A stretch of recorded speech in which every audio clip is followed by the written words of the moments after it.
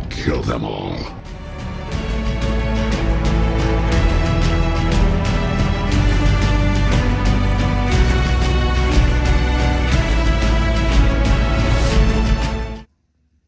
Hello guys, welcome back to another BG review, and today we're going to be reviewing the Universal Studios in-park exclusive Optimus Prime. So starting off as always with the packaging here, we have the lovely image of Optimus Prime. He is an Autobot, his name is Optimus Prime, he is Transformers Generations. He is an exclusive Universal product. Universal Studios at the top there. On this side, we have a lovely continuation of this picture of Optimus Prime. He is an Autobot. He is a deluxe class Transformer, no languages. And on the other side, we have another beautiful render of Optimus Prime. Transformers authentic. He is authentic. He's an authentic Transformers toy. Did you know that? I don't know why I went Asian there, or whatever. He is Optimus Prime. He's an Autobot. On the bottom of the box, you have not so many words and only one barcode. Hooray for barcodes. And on the back of the box, you have your obligatory product shot with the Optimus Prime. It says Optimus Prime is used to fighting his way out from under overwhelming odds. With Decepticon laser fire blasting the air around him, he is more determined than ever to see his mission completed and keep evac and his passengers safe. And he is Transformers Revenge of the Fallen. You see that even though this is a Dark of the Moon toy, but he transforms in 13 steps as well. So with that out of the way, here we have Optimus Prime, and he is a very nice looking vehicle mode. Like, this is a very nice vehicle. Like, you have the nice, like, the gradient of the gold on the paint. He's very well painted. The nice silver all over the robot, or not robot, all over the vehicle mode, even on the grill. It is a beautiful figure. There's no, like, extra kibble. I mean, you can kind of see the legs, but they don't look out of place. Like, there's nothing that looks really out of, except for you can kind of see the hands on the back. But I mean, then you get to the other side, and again, there's still nothing there. It is a very well designed vehicle mode. And for accessories, he does come with his little mech tech weapon. It is his axe, but also his blaster from Dark of the Moon. You can give that to him, and you can plug it in up here. And he has become a tank. Oh, his thing unpegged. He has become a tank. Pew, pew, pew, pew, pew, pew, pew. Or a bull. Mech Tech. Unfortunately, that's all I can say about this particular vehicle mode. Now let's transform him. So, start off, you're going to want to take this, and you're just going to want to unpeg his entire assembly, and it's on this little joint right here. This little, like, thing. So you're just going to move that all the way out, and then you leave it there. The next thing you want to do is, if you see here, there's these tabs that plug into the legs. They plug in right there. They're on the arms, and you're going to just undo that. And then you're going to bring this entire leg assembly up on a hinge that's there. Okay, now for the rest of the legs, you're going to unpeg them together. You're going to unpeg them. There's these little pegs inside the thighs, and they peg into, like, right there. And then you're going to bring that down, and then there's, like, a little slot that this little peg will go into. And do that on the other side as well. And then you're going to bring the feet up. You're going to rotate, and make sure they tab in. And then bring this. Now, that is a really cool way of transforming the legs. I like it. It's the same thing on the other side. Bring the foot up. Bring this in. And there you have both your legs done. You can stand now, kind of. Now we're gonna do the arms. So you're gonna take the arms. You're gonna bring them out. They're not plugged in anywhere. They're just kind of folded up.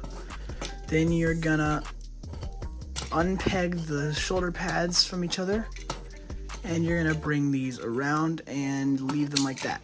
Oh, see, the head did it by itself because it's very unstable.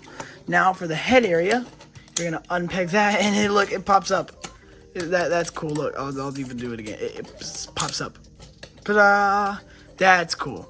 Then you're gonna peg these into the window things, and then you're gonna turn this entire assembly around. And this does not really peg in, but you're gonna kind of fold it up, and it just kind of like folds and stays there. It doesn't stay there very well though. And there you have Optimus Prime in his robot mode. Now this is a very neat looking robot mode. It is a deluxe class figure, so it's not like the best thing ever in the world, but it is very nice.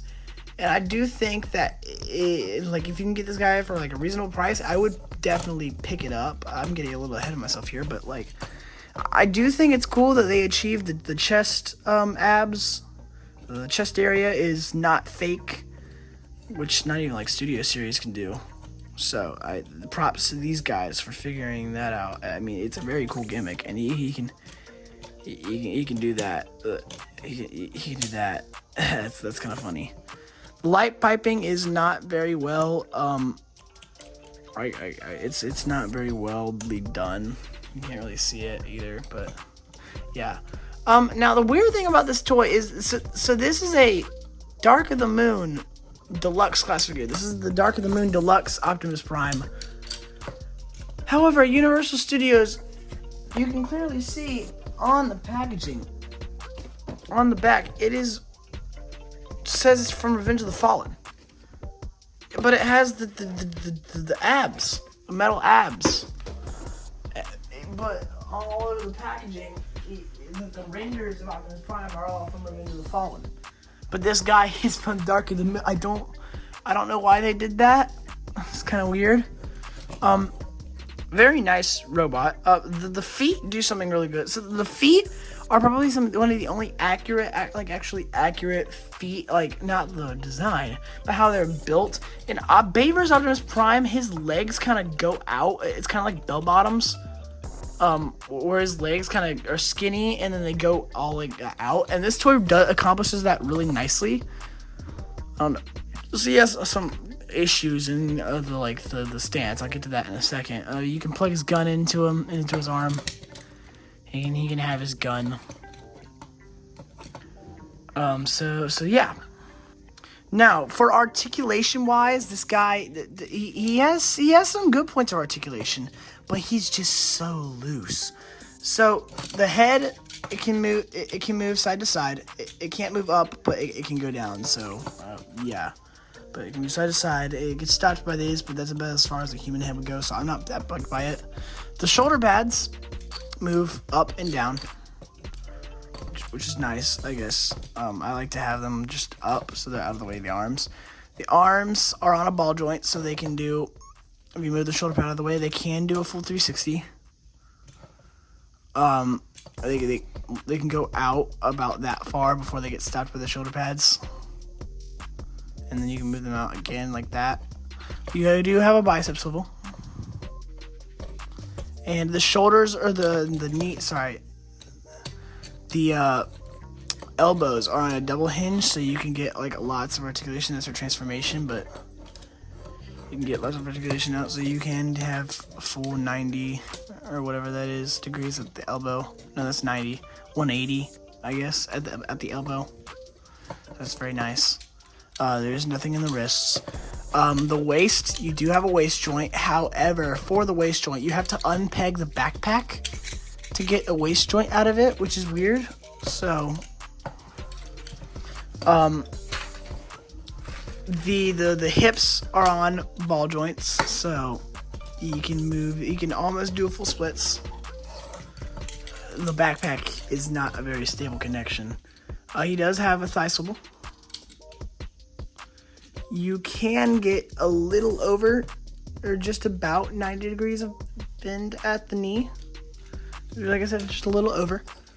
And then there's a slight ankle tilt, but not really. You can kind of utilize it.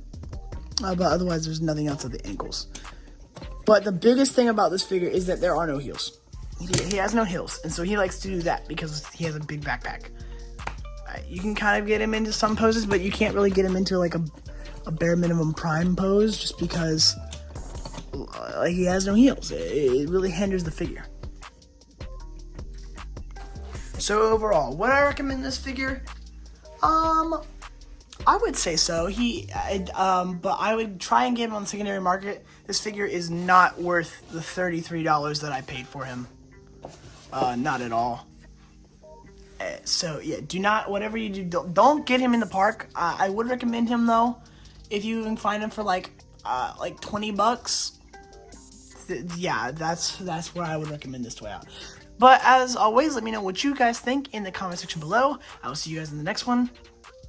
Peace.